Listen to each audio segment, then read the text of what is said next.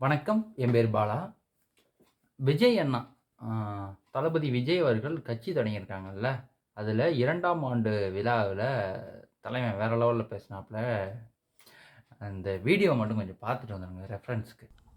2 பேரும் பேசி வச்சுக்கிட்டு இந்த செட்டிங்லாம் பண்ணி வச்சுக்கிட்டு மாத்தி மாத்தி சோஷியல் மீடியாவில் ஹேஷ்டாக் போட்டு விளையாட்டுருக்காங்க. இதுக்கு நடுவில் நம்ம பசங்க உள்ள பூந்து அங்க ஒரு சம்பவம் பண்ணிட்டு டக்குனு வெளியே வந்துடுது. டிவி கே ஃபார் டிஎன் அப்படின்னு சொல்லி பார்த்துறீங்களா?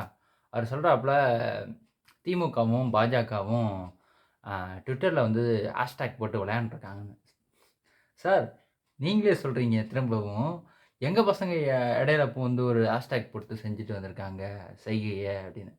இப்போ ஹேஷ்டாக் போட்டு விளையாடுறது அவனுங்க தப்பு பண்ணுறானுங்க. உங்கள் தொம்பிகை என்ன பண்ணுறாங்க? அவன் பண்ணுறது தப்புன்னா உன் தொம்பி பண்ணதும் தப்பு தானே. அதை உங்கள் தம்பி பண்ணதை பெருமையாகவும் அவனுங்க பண்ணதை ஏதோ சிறுமைப்படுத்தி பேசுகிறீங்களே, இது எந்த விதத்தில் நியாயம்? இதை புரிஞ்சிக்காத நிறைய பேர் எங்கள் அண்ணன் பார்த்தியா தீ மாதிரி பேசுகிறாப்புல, ஃபயர் விட்றாப்புல, எங்கள் அண்ணன்ட்டெல்லாம் வார்த்தையால் மோத முடியுமா அப்படிங்கிறாப்புல. என்னது இது கொள்கை? ஒரு நிலைப்பாடு எடுத்தால் அந்த நிலைப்பாட்டில் நிற்கணும். தவறுனா அவன் பண்ணாலும் தவறு தான், இவன் பண்ணாலும் தவறு தான். ஏன் அவன் ஹேஷ்டேக் போட்டால் தப்பு, இவன் ஹேஷ்டேக் போட்டால் சரி? இது எந்த விதத்தில் நியாயம், எந்த விதத்தில் இதை ஒத்துக்க முடியும்னு எனக்கு தெரியல.